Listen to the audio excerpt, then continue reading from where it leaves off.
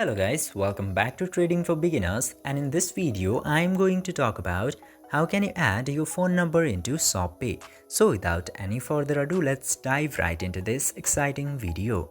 Now, if you have opened your ShopPay account by using the email address, you will get the option of add phone number. Just simply open your ShopPay application for that, and after opening the shop application you will get to see this profile icon into the top right corner.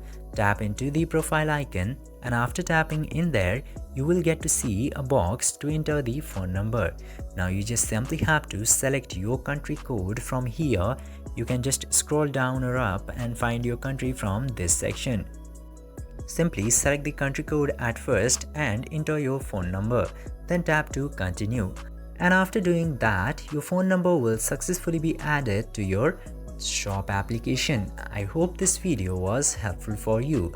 If yes, don't forget to like, share and subscribe to the channel to never miss another update.